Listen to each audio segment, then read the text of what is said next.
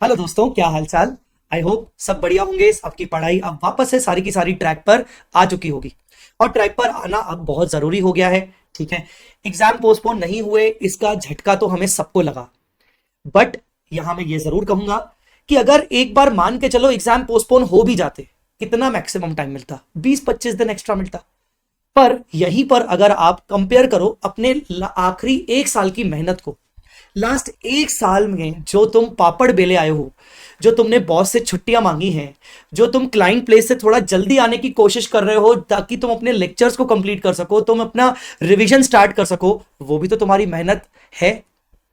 तो यार, हम हम लोग ना कभी कभार कई बार ऐसा होता है कि हम इतना नेगेटिव हो जाते हैं कि हम पॉजिटिव साइड को देखना ही नहीं चाहते या देखना ही मतलब भूल जाते हैं पॉजिटिव साइड को देखने से।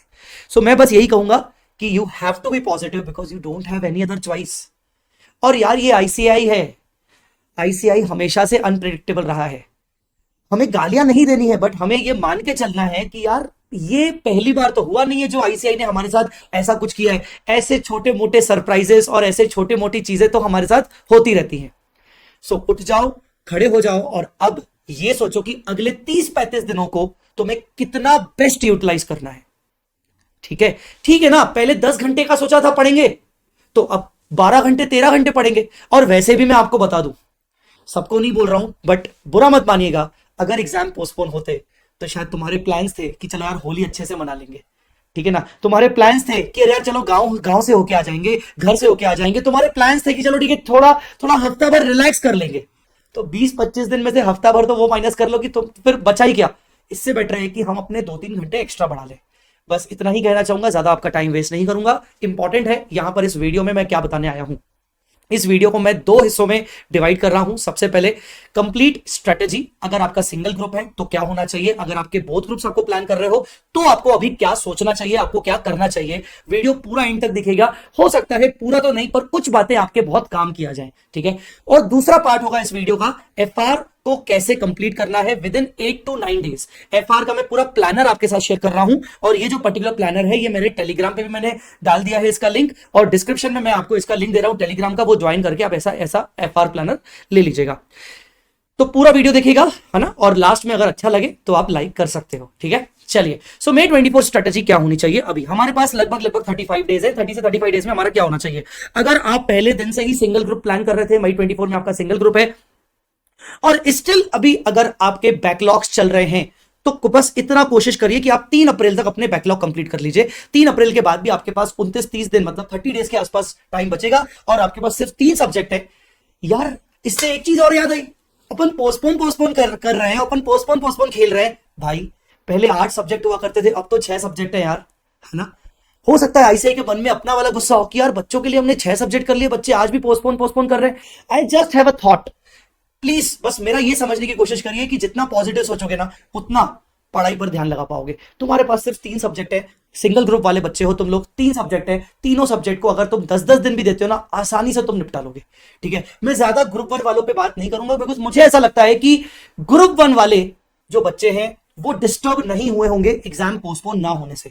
I personally feel this kind of thing, but अगर स्टिल दे आर कंफ्यूज, मैं आपको कहता हूं कि you have sufficient 30 days after completing your backlog. और अगर ढंग से तुमने 10-10 दिन भी प्लान किए along with the writing practice and practice of questions, आराम से तुम निकाल लोगे। अपने ऊपर भरोसा रखो, पिछले 1-1.5 साल की जो तुमने मेहनत की है उस पर भरोसा रखो। ठीक है, अभी तुम लोग जो सिंगल ग्रुप वाले हो वो भी बने रहो क्योंकि आगे अभी कुछ और स्ट्रेटेजी आने वाली है। अब बात करते हैं बोथ ग्रुप वालों की। तो बोथ ग्रुप में मैं ये मान के चल सकता हूं कि कुछ बच्चों के बैकलॉग वगैरह बचे होंगे, कुछ अभी चैप्टर्स वगैरह बचे होंगे, डीटी में, एफआर में, एएफएम में, कहीं ना कहीं कुछ ना कुछ बैकलॉग होगा। तो क्या देखो बेटा, अगर तुम लोगों का मेजर पार्ट बैकलॉग है, मेजर पार्ट मतलब अप्रॉक्स 30-40% का बैकलॉग है, 30-40% तक का पोर्शन तुमने देखा ही नहीं है किसी सब्जेक्ट का, किसी एक सब्जेक्ट को तुमने 30-40% तो आज तक नहीं देखा, या 1-2 सब्जेक्ट मिलाकर 30-40-50% तक है। गाइस, आई वोंट बी मतलब मैं शाय नहीं हूंगा, मुझे बोलना चाहिए। आपको ना एक ग्रुप का सोचना पड़ेगा, है ना। मतलब मैं ऐसा नहीं होगा कि मैं आपके मुंह पे बहुत ज्यादा बिल्कुल आपका वो बनूं कि अरे हाँ हाँ तुम कर लोगे। नहीं यार, सच्चाई इस बात की है कि तुम्हारा पेंडिंग है पार्ट, तुम्हें सोचना पड़ेगा किसी सिंगल ग्रुप का। अब वो तुम कौन सा ग्रुप सोचते हो वो तुम्हें डिसाइड करना है, तुम्हारा कौन सा ग्रुप ज्यादा स्ट्रांग है, पर तुम्हें सिंगल ग्रुप का सोचना चाहिए। अब आते हैं ऑलमोस्ट ओवर, मतलब कुछ एक दो टॉपिक ही बचे हैं छोटे मोटे, बाकी लगभग लगभग ओवर है। ऑलमोस्ट ओवर को हम यही बोलेंगे कि 5-10% बचा हुआ है, वो हो जाएगा, साथ साथ वो रिवीजन से भी हो जाएगा। तो तुम लोग ना सबसे पहले 5 से 6 दिन में कंप्लीट करो। तुम लोग सबसे पहले 5 to 6 डेज में इसको कंप्लीट करो, और फिर ये चीज फॉलो करो। ये चीज फॉलो मतलब वो जिनका बैकलॉग नहीं है, जो उनको मैं अभी जो बताऊंगा वैसा ही सेम टू सेम तुम लोगों को फॉलो करना है। तो बस कोशिश करो 5 से 6 दिन में ना लग के, भले दिन में 15-15 घंटे पढ़ना पड़े, लग के खत्म करो यार। और कोशिश करके जिन जिन का बैकलॉग बचा हुआ है, अगर रेगुलर लेक्चर्स बचे हुए हैं तो उसका कुछ शॉर्टकट निकालो, यूट्यूब से ही डायरेक्टली कर लो रिस्पेक्टिव फैकल्टी के, बट कुछ शॉर्टकट निकालिए। अब आते हैं कि मान लो तुमने 5 से दिन में अपना बैकलॉग कंप्लीट कर लिया, या मान लो तुम्हारा कोई बैकलॉग नहीं है, अब तुम्हें अपने 35 डेज को कैसे यूटिलाइज करना है। 35 से मतलब 35-40 डेज है तो वो कैसे यूटिलाइज करना है, सिंपल सा फंडा है। दोनों ग्रुप तुम दे रहे हो ना, तो मैं आपको बोलूंगा आप पीछे से चलना शुरू करो। पीछे से चलना शुरू करो मतलब ग्रुप 2 में कौन कौन से सब्जेक्ट आते हैं, आपका डीटी आता है, आपका आईडीटी आता है, और पेपर नंबर 6 आता है, ठीक है। तो क्योंकि अभी अगर मैं दोनों ग्रुप दे रहा हूं, मुझे दोनों ग्रुप के लिए सेम सेंस रखना पड़ेगा। मैं ये नहीं बोल सकता यार ग्रुप 1 ऊपर है ग्रुप 2 नीचे है। भाई दे रहे हो ना दोनों ग्रुप, तो दोनों ग्रुप को अच्छे से इंपॉर्टेंस दो। मैं आपको बोलता हूं कि यार आप ऐसा कर सकते हो कि आप सबसे पहले आप डीटी, मतलब ये सीक्वेंस जरूरी नहीं कि आपको ऐसा ही सीक्वेंस करना पड़े, but I would suggest you कि you can start with either DT और आईडीटी। कितने दिन देने चाहिए आपको? लगभग 5 से 6 दिन डीटी को देने चाहिए, और लगभग 4 दिन आपको आईडीटी को देने चाहिए। आप बोलोगे सर 4 दिन क्यों दें? बेटा एग्जाम में आईडीटी को 3 छुट्टियां है ना, तो अगर तुम आईडीटी को एक आध दिन कम भी दोगे ना तो चलेगा, बिकॉज आईडीटी में छुट्टियां हैं तुम्हारे पास अच्छी खासी, ठीक है। तुम ये मत सोचना कि सर मैं ना 3 जो छुट्टियां उनमें से एक छुट्टी को यूटिलाइज करूंगा पेपर नंबर 6 के लिए। वो अच्छी बात है, वो तब की तब है, बट पेपर नंबर 6 के लिए तुम्हें अभी से ही कम से कम 5 दिन निकालने पड़ेंगे। सर पेपर नंबर 6 के लिए हम कैसे निकालें टाइम? सबसे पहले देखो, तुमने डीटी कवर कर लिया 6 दिन के अंदर, फिर तुमने 4 दिन के अंदर आईडीटी कवर कर लिया। आईडीटी अगर तुम्हारा 70% पोर्शन भी हो जाए 4 दिनों में, बॉदर मत करना, बाकी 30% पोर्शन तुम्हारा वो 3 छुट्टियों में हो जाएगा, और बाकी का 70% भी रिवाइज हो जाएगा। और वो पोर्शन आईडीटी का पहले करो जो तुम अगर बाद में रिफर नहीं भी करोगे तो चलेगा, ठीक है। अब पेपर नंबर 6 के लिए तुम्हें 4 से 5 दिन तो निकालना पड़ेगा। पेपर नंबर 6 के लिए मेरा क्या गाइडेंस है वो सुनिए, जिस हिसाब से मुझे समझ में आ रहा है। एक तो मैं आपको बताऊं, ज्यादा स्टडी मैंने नहीं किया है, पर अगर एफआर की बात करूं तो Ind AS 115 business combination consolidation, ठीक है ना, Ind AS 115 business combination consolidation JV associate, ठीक है। और इसके अलावा फाइनेंशियल इंस्ट्रूमेंट, वो भी मुझे लगता है फाइनेंशियल इंस्ट्रूमेंट भी कम। मुझे ऐसा लगता है कि केस स्टडीज के अंदर आईबीएस पेपर 6 में इन चीजों पर फोकस ज्यादा रह सकता है, इन पर्टिकुलर चीजों पर फोकस ज्यादा रहेगा। इसके अलावा जैसे थ्योरेटिकल टॉपिक्स होते हैं ना, Ind AS 24 related party transactions, ठीक है ना, उसके अलावा आपका रहेगा जैसे सेगमेंट रिपोर्टिंग 108, ठीक है, 108 का सेगमेंट रिपोर्टिंग हो सकता है। इसके अलावा इंड AS 8 हो गया, इंड AS 10 हो गया। मुझे लगता है इन चीजों पर कुछ फोकस ज्यादा हो सकता है, पर प्राइमरी फोकस रह सकता है 115 business combination consolidation JV associate का, ऐसा मुझे लग रहा है। अब पेपर नंबर 6 की तैयारी कैसे की जाएगी? पेपर नंबर 6 में तो यार लॉ भी पूछ रहे हैं, पेपर नंबर 6 में तो यार वो SCMP का पार्ट पूछ रहे हैं। जितना मैंने सुना है, बाकी टीचर्स के भी मैंने कुछ वीडियोस देखे हैं, सभी अच्छे टीचर्स हैं, तो मेरे को जितना समझ में आया है, केस स्टडी के अंदर लॉ पर फोकस है, डीटी पर भी फोकस है, उधर कॉस्टिंग वाला जो पार्ट है SCMP शायद उस पर भी फोकस है। मैं गलत हो सकता हूं, पर मेरा जो अनुमान है इन 3 चीजों पर फोकस ज्यादा है। SCMP वाला सब्जेक्ट जो हुआ करता था कॉस्टिंग, दूसरा लॉ, और तीसरा DT. If I am not wrong, in 3 पर फोकस ज्यादा है। कम फोकस है एफआर, कम फोकस है आईडीटी, और कम फोकस है क्या बोलते हैं बाकी का बच्चा AFM। आईडीटी पर भी शायद थोड़ा बहुत कंपैरेटिवली ज्यादा ही होगा एफआर से। तो तुम्हें क्या करना चाहिए? देखो, तुम्हें सबसे पहले तो ये पता होना चाहिए कि यार तुमने मैक्सिमम सब्जेक्ट पढ़ रखे हैं, 5 के 5 सब्जेक्ट पढ़ रखे हैं। हाँ, ऑडिट पर भी फोकस अच्छा खासा है। तो तुम्हें क्या करना चाहिए? कोई भी ऐसा फैकल्टी ढूंढो जिसकी लॉ की किताब आती हो, पतली किताब, बिल्कुल ही तुम पतली कोई किताब लॉ की आती हो अगर उन्होंने तैयार की हो, और दूसरा SCMP की भी कोई अगर किताब आती हो। अब तुम्हें क्या करना है? तुम्हें पेपर नंबर 6 के तैयारी करने का सबसे बेस्ट तरीका है कि क्या इंस्टीट्यूट ने जो केस स्टडीज डाइजेस्ट दिया हुआ है, या फिर कोई ऐसा फैकल्टी है जिन्होंने केस स्टडी स्पेशली बुकलेट तुम्हें प्रोवाइड की हुई है। पर्टिकुलर केस स्टडी बुकलेट अगर वो तुम्हें प्रोवाइड कर रहे हैं जिसमें 15, 20, 25, 30 केस स्टडीज हैं, तो वो केस स्टडीज सामने रखो, और लॉ की किताब होनी चाहिए तुम्हारे पास, और SCMP की किताब होनी चाहिए। बाकी तो किताबें तुम्हारे पास ऑलरेडी है। एक एक केस स्टडी रेफर करते जाओ और अपनी समरी बनाते जाओ, अपनी समरी बनाते जाओ। समरी बना के क्या होगा ना, तुम्हारा कम से कम तुम्हारा लॉ और SCMP तैयार हो जाएगा। क्योंकि अभी सबसे बड़ा पॉइंट यह है कि पेपर नंबर 6 के लिए हमारा लॉ और SCMP तो तैयार ही नहीं है, तो उनको शॉर्ट में समरी बनाते जाना, और वो इमीडिएटली अगर हो सके तो वो पतली किताब, किसी भी अगर फैकल्टी की कोई समरी बुक आती हो लॉ में और SCMP में, तो वो जल्दी से जल्दी मंगवा लो, और उसके साथ साथ बाकी के सारे पेपर नंबर 6 के केस स्टडी डाइजेस्ट पढ़ के जाओ। हो सकता है कुछ भी ना पूछा जाए उन केसेस में से, पर एटलीस्ट तुम अपनी समरी बना के जाओगे तो एटलीस्ट तुम क्या बोलते हैं फेमिलियर हो पाओगे। मैं इतना ही कहूंगा कि 5 दिन तुम्हें इस तरीके से इन्वेस्ट करना पड़ेगा। अब तुम ये जो है 5 दिन, हो सकता है तुम ये भी कर सकते हो कि यार तुमने लगभग 8 घंटे का डीटी कर लिया और 2-3 घंटे तुमने केस स्टडी पर ध्यान दे दिया, ये भी कर सकते हो, क्योंकि पूरा दिन भर पेपर नंबर 6 को देना टाइम मुझे लगता है वर्थ इट नहीं है। तो what you can do, you can spend your 8 to 9 hours for DT IDT वाला सब्जेक्ट और other subject and 3 hours daily for paper number 6। ये बेटर रहेगा। हेयर मैंने 5 दिन लिखे, इसका मतलब ये हुआ कि 5 × 10 50 घंटे, आपको 50 डेज दे रहे हैं। ठीक है, चलिए अब आपका 3 सब्जेक्ट ये हो चुके हैं यहां पर, मतलब ये आप पेपर नंबर 6 थोड़ा थोड़ा करते जा रहे हो, रोज 2-3 घंटे, एक 2 केसेस पढ़ के, और बाकी आपने लगभग 10 दिनों के अंदर आपने बाकी के 10 बचे हुए दिनों में आपने DT IDT निपटा लिया। अब ये तो हो गया आपका खत्म यहां तक, ठीक है ना। अब आपके पास आता है ग्रुप 1, क्योंकि ग्रुप 2 की तैयारी यहां तक आपकी खत्म हो गई है। अब आपको ग्रुप 2 आना है, तो ग्रुप 2 में आप सबसे पहले ऑडिट को टाइम दो। अब आप बोलोगे सर आपने ऑडिट को टाइम क्यों कम दिया है? मैंने ऑडिट को टाइम आपको इसलिए कम दिया है क्योंकि ऑडिट में भी 3 दिन की छुट्टियां हैं। मैं तो बोलूंगा कि अगर ऑडिट को भी तो अगर तुम 5 दिन भी देते हो तो भी चलेगा। अरे मेरी बात समझ में कि नहीं? तो ऑडिट को तुमने 5 दिन दे दिए, यहां पर अगर थोड़ा सा अगर हल्का सा रिवाइज कर ले तो अगर ऑडिट को तुम यहां पर 5 दिन दे दो और AFM को तुम अगर 8 दिन दे दो तो भी चलेगा। ठीक है, मैं 5 दिन बोल रहा हूं, मतलब 50 घंटे, considering 10 effective hours other than तुम पेपर नंबर 6 को टाइम दे रहे हो, तुम बाकी कुछ चीजों को टाइम दे रहे हो, मतलब मैं नंबर ऑफ आवर्स के हिसाब से बात कर रहा हूं। AFM को तुम 8 दिन दे दो, मुझे जितना पता है AFM के लिए 8 दिन सफिशिएंट होते हैं। अगर किसी का AFM बहुत ही ज्यादा खराब है तो एक अलग बात है, ठीक है। और लास्ट में तुम उठाओगे FR। अब FR को तुम दोगे लगभग जो भी रिमेनिंग तुम्हारे पास रिमेनिंग डेज बचेंगे, रेस्ट ऑफ द डेज जो तुम्हारे पास बचेंगे वो तुम्हें FR को देने। अब रेस्ट ऑफ द डेज तुम्हारे पास बचेंगे 8 से 10 दिन। 8 से 10 दिनों का तुम्हें स्ट्रेटेजी FR का बनाना है। तुम ये भी कर सकते हो कि तुम एक पूरा सब्जेक्ट दिन भर में 8 घंटे चलाओ और थोड़ा थोड़ा पेपर नंबर 6 का या फिर थोड़ा थोड़ा ऑडिट का या थोड़ा थोड़ा FR का, मतलब ग्रुप 2 को 8 घंटे स्टार्टिंग में देने के बाद ग्रुप 1 को थोड़ा थोड़ा टाइम दो। पर बेटर रहेगा कि पेपर 6 को अभी से ही शुरू कर लो अपनी तैयारी के साथ। ठीक है, अब आते हैं ये वाली चीजें हो गई तुम्हारी नंबर ऑफ डेज को तुम्हें कैसे अलॉट करना चाहिए। मैं तुम्हें पेपर नंबर जो 1 है FR उसकी भी तुम्हें अभी स्ट्रेटेजी बताऊंगा, पूरा मैं कंप्लीट प्लानर लेके आया हूं। अब तुम्हें क्या करना है, सबसे पहले सर ICAI के MCQs BOS वाले भाई साहब करके ही जाना, कुछ भी हो जाए। ठीक है, अगर एक्स्ट्रा MCQ आपको कोई फैकल्टी प्रोवाइड कर रहा है आपके रिस्पेक्टिव सब्जेक्ट में, जैसे मैंने FR में केस सिनेरियो बेस्ड MCQs दिए हैं, 45 से 50 केस सिनेरियो बेस्ड MCQs दिए हैं, अगर कुछ रेफर कर सकते हो तो करके जाना। हालांकि मैं कुछ सिलेक्टेड केस सिनेरियोस पर वीडियोस जरूर बना के अप्रैल में दूंगा। RTP MTP बिल्कुल मत छोड़ना, बिल्कुल मत। और पहले तो ना पैटर्न MTP में से देख के रखना कि क्या पैटर्न है, ताकि तुम तैयार होके जाओ। अब RTP MTP हर चैप्टर के साथ साथ उसका क्वेश्चन करते जाओगे तो बेटर रहेगा, मालूम ही नहीं चलेगा कि तुम्हारा RTP MTP हो गया। लास्ट के लिए मत रखना अगर कोशिश हो सके तो।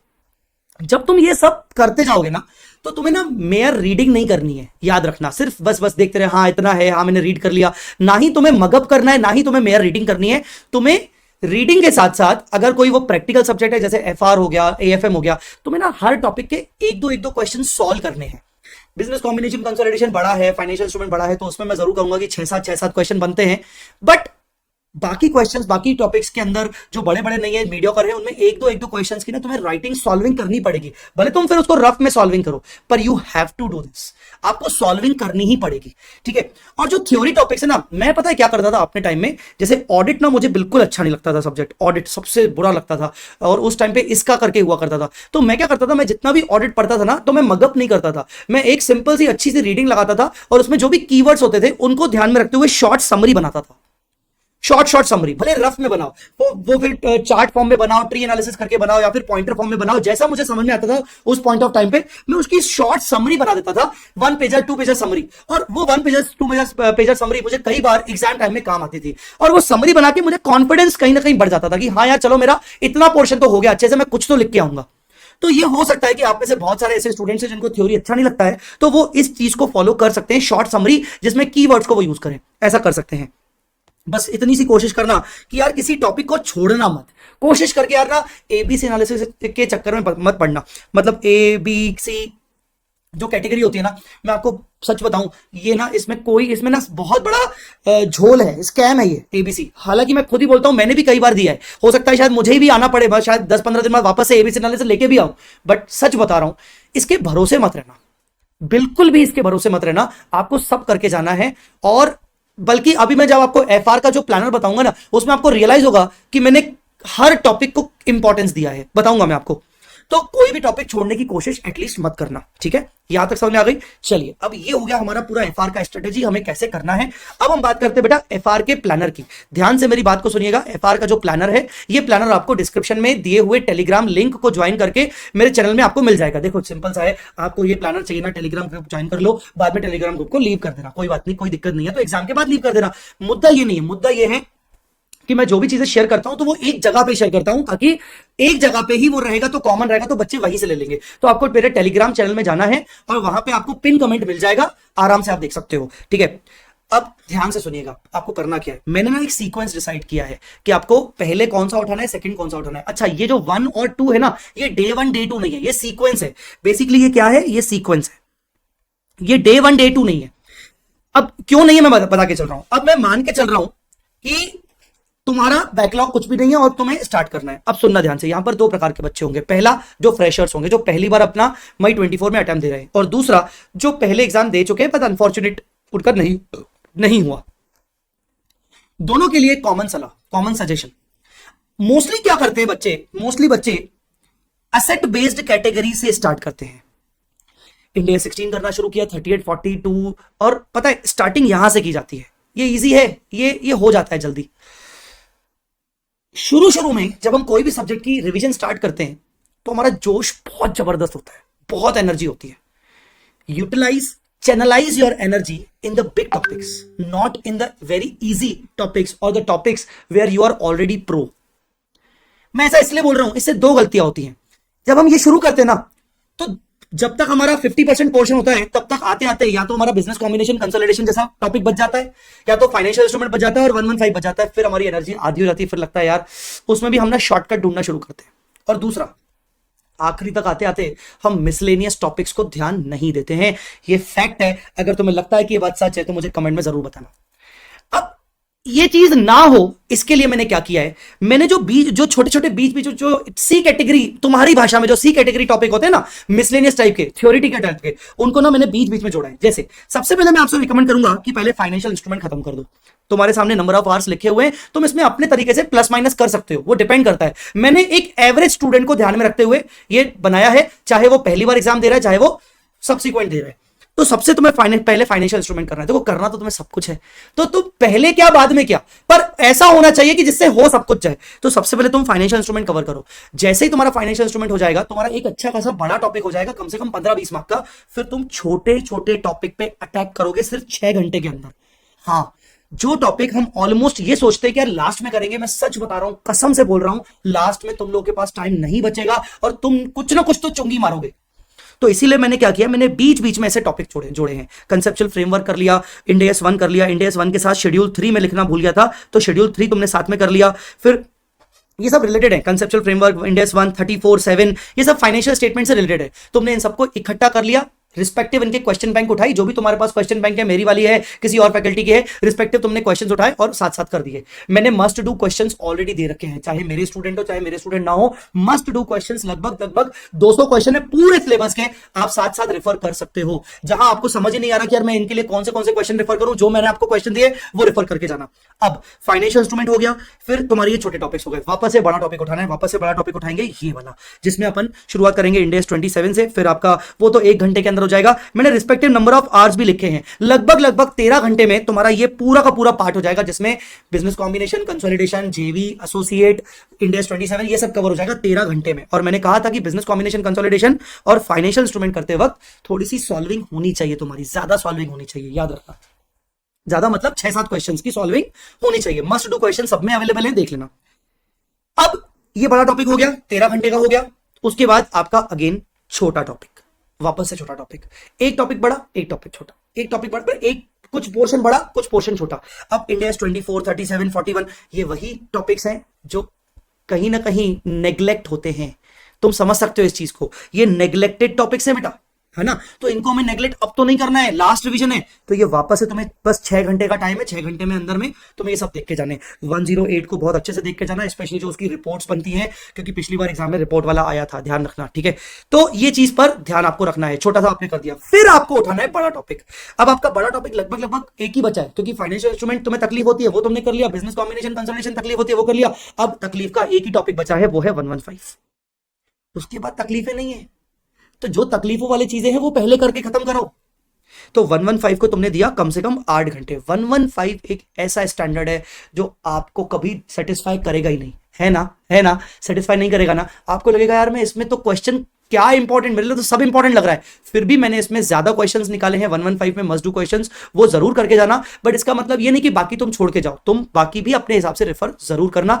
जिन बच्चों के पास मेरा चार्ट बुक है ना, वो आपको बहुत काम आएगा 115 में, और सभी टॉपिक्स में मेरा चार्ट बुक बहुत काम आने वाला है। और अभी चार्ट बुक का गिव अवे चल रहा है, 150 रुपए के आसपास कुछ अवेलेबल है, 150 के आसपास या 200 के आसपास अवेलेबल है। तुम चाहो तो इमीडिएटली ऑर्डर भी कर सकते हो। ये पर्टिकुलर जितने भी पॉइंट्स हैं, इवन जो छोटे छोटे आपके इंडिया से, आप चार्ट बुक से भी इमीडिएट कवर कर सकते हो और डायरेक्टली फिर उसके क्वेश्चन रेफर कर लेना, ये भी कर सकते हो। ठीक है, अब आते हैं, तुम्हारा 115 हो गया, फिर तुम उठाओ स्पेशल इंडियस को। मैं तो बोल रहा हूं अभी भी तुम असेट बेस्ड कैटेगरी को मत उठाओ यार, तुम इसमें प्रो हो। अगर सिर्फ 116 और 36 छोड़ दो तो तुम्हें सब आता है अच्छे से।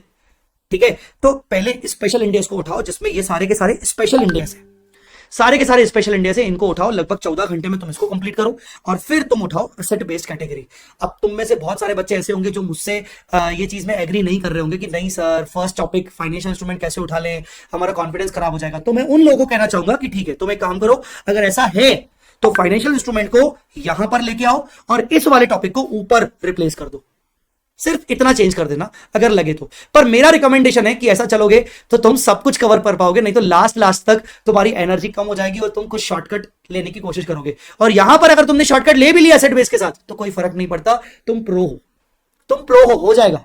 ठीक है, इसमें मैक्स टू मैक्स क्या करना, पहले 116 उठा लेना, पहले 116 उठा लेना, फिर बाद में बाकी क्यों उठाना अगर तुम्हें डर है तो। ठीक है, और लास्ट में तुम्हारी कैटेगरी आती है जिसमें इंड एस 101 तुम्हें करना है। एनालिसिस ऑफ फाइनेंशियल स्टेटमेंट अभी बिल्कुल नया नया ताजा ताजा एक लेक्चर डाला है, वो देख लेना, यूट्यूब पर अवेलेबल है। Professional ethical duty of chartered accountant 5 mark का आएगा ही आएगा। इसका लेक्चर भी रवि सर ने यूट्यूब पे मेरे चैनल पे डाल दिया है। और अकाउंटिंग एंड टेक्नोलॉजी चैप्टर, इसका भी 2 ही लेक्चर है पवन गांवकर सर के, वो भी डाल दिए हैं। तो ये सारी चीजें आपको डिस्क्रिप्शन में लिंक में मिल जाएगा। ठीक है ना, तो लास्ट के आपको 8 घंटे यहाँ देने, लगभग लगभग जो मैंने आपका प्लानर बनाया है वो 83 से 85 आवर्स का बनाया है। अगर तुम 10 घंटे भी एफआर को दिन में देते हो तो तुम्हारा आराम से 8.5 दिनों में, 8 से 8.5 दिनों में आराम से कवर हो जाएगा with solving and question reading and question discussion. ठीक है, अब कुछ बातों पर ध्यान रखना, मैंने तुम्हें पहले ही बोला कि भाई आरटीपी और एमटीपी हर एक टॉपिक के साथ साथ करते जाओगे तो बेटर रहेगा। एक दो क्वेश्चन हर टॉपिक के सॉल्व करना। बिजनेस कॉम्बिनेशन कंसोलिडेशन का मैं समझ सकता हूं, फाइनेंशियल इंस्ट्रूमेंट का समझ सकता हूं, वहां ज्यादा क्वेश्चंस करने पड़ेंगे। अब तुम सॉल्विंग की बात कर रहा हूं मैं, ठीक है ना। इसके अलावा मस्ट डू क्वेश्चंस का पीडीएफ ऑलरेडी दे दिया है, तुम्हें मिल जाएगा। डिस्क्रिप्शन में एक लिंक मिलेगा, ये लिंक ये वाला है, ये भी क्लिकेबल है, चाहे क्लिक करोगे तो मिल जाएगा। इस लिंक को जैसे ही क्लिक करोगे ना, ठीक है ना, इस लिंक को जैसे ही क्लिक करोगे, मेरे में क्लिक नहीं हो रहा क्योंकि मेरा अभी ये आईपैड खुला हुआ है, पर ये क्लिकेबल है, ये पीडीएफ फाइल में जैसे ही क्लिक करोगे तो तुम्हें मस्ट डू क्वेश्चंस की लिस्ट मिल जाएगी। ठीक है, case scenario based MCQs RTP और एमटीपी में कुल मिला के 5 आए हैं, 5 केस सिनेरियो बेस्ड आए हैं, जरूर देख के जाना। हालांकि इसका सेशन, इसका 90 मिनट्स का सेशन मैंने प्लान किया है 25 मार्च को, अगर हो सके तो वो रेफर जरूर कर लेना, आपको एक आइडिया लग जाएगा। Extra case study, case scenario अगर समय मिले तो मैंने ऑलरेडी पीडीएफ प्रोवाइड कर दिया है, इसी लिंक के अंदर पीडीएफ उसमें प्रोवाइड कर दिया है। 45 से 50 केस स्टडीज हैं, केस सिनेरियो बेस्ड एमसीक्यूज हैं, इंपॉर्टेंट मैं मार्क करवा दूंगा और मैं कुछ क्वेश्चन में कुछ केस सिनेरियोस की वो भी लेके आऊंगा, क्या बोलते हैं, वीडियोस भी लेके आऊंगा, तुम कर सकते हो रेफर। अगर तुम लोगों को लगता है कुछ टॉपिक देखते वक्त, जैसे इनमें से कुछ टॉपिक है 116 या 36, या इनमें से कोई स्पेशल इंडेक्स में से बिजनेस कॉम्बिनेशन है या कुछ है 115 है, अगर कहीं लगता है कि सर हम अटक रहे हैं, हमें स्टार्ट चाहिए, ठीक है ना, होता ना सर सब्जेक्ट शुरू करना स्टार्ट चाहिए, समझ नहीं आ रहा कहां से स्टार्ट करूं, मैंने आपको एक सीक्वेंस दे दिया है, अब सर खुद से स्टार्ट करूं ना, मजा नहीं आ रहा है सर, एक किक नहीं मिल रहा है। मेरा मिशन संभव का रिवीजन लेक्चर्स का प्लेलिस्ट मैं इस वीडियो के डिस्क्रिप्शन में डाल रहा हूं, प्लेलिस्ट में जाके वहां से शुरू कर लेना, सीक्वेंस ये वाला फॉलो करना, पर प्लेलिस्ट में जाके तुम स्टार्ट कर देना। आई मेरी बात समझ में, प्लेलिस्ट में जाके वहां से देख लेना। तो जो टॉपिक के अंदर तुम कॉन्फिडेंट नहीं हो, जो टॉपिक के अंदर कॉन्फिडेंट नहीं हो, उस टॉपिक के लिए तुम मिशन संभव के रिवीजन लेक्चर्स देख सकते हो, आसानी से हो जाएगा, इतना गारंटी दे रहा हूं कि सब कुछ कवर हो जाएगा वहां से।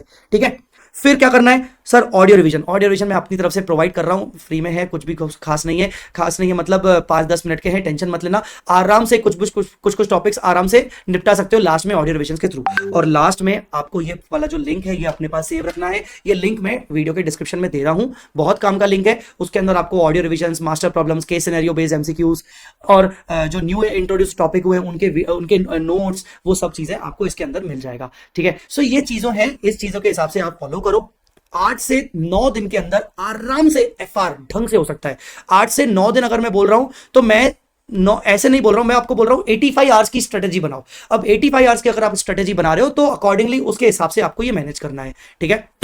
अगर इसके अलावा और कुछ लगता है आपको, अगर आपको कोई और क्वेरी है तो आप कमेंट में पोस्ट कर दो, आपकी मैं क्वेरीज पढ़ूंगा, उस पर रिप्लाई करूंगा, जरूरत लगी तो वीडियो बना दूंगा, ठीक है। यहां तक आ गए हो, अगर लेक्चर पूरा देख लिया है तो प्लीज एक छोटा सा लाइक बनता है ना, एक बार करना, 2 बार मत करना, एक बार लाइक बनता है। और अगर सही लगे तो यूट्यूब को सब्सक्राइब कर दो, चैनल को सब्सक्राइब कर दो, एग्जाम खत्म होने के बाद अनसब्सक्राइब कर लेना, रिजल्ट आने के बाद अनसब्सक्राइब कर लेना, क्या फर्क पड़ता है ना। और टेलीग्राम का लिंक भी दिया है, उसको ज्वाइन कर लेना, क्योंकि उसी में आप, मैं इसीलिए वो ज्वाइन करने को बोल रहा हूँ क्योंकि उसमें हमेशा आप अपडेटेड रहोगे एटलीस्ट एग्जाम तक, ठीक है। So guys thank you so much, सारी चीजें हो चुकी है, सारे लेक्चर्स मैंने डाल दिए हैं, बस आपको मेहनत करनी है, ठीक है। और आप लोगों के लिए मैं बहुत मेहनत कर रहा हूं, मैं तो बहुत जोश में मेहनत कर रहा हूं और मैं बहुत एक्साइटेड हूं मई 24 एग्जाम के लिए। तो मुझे बिलीव है कि आप भी बहुत एक्साइटेड हो, आप भी मुझसे ज्यादा ही मेहनत कर रहे होगे, है ना। और आप तो अपने लिए कर रहे हो यार, मुझसे ज्यादा ही करोगे definitely. So guys all the very best, and इस बार ना तोड़ के आना यार, इस बार सच में तोड़ के आना है।